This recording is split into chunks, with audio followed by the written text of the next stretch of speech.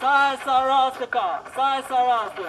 Dhjetra të rinj dhe aktivistë lëvizjes reagohu mblodhen përpara ambasadës greke dhe dogjën flamurin e vendit fqinj një shenjë proteste pas vrasjes së Kudret Kumes në burgun e Nigritas 4 ditë më parë.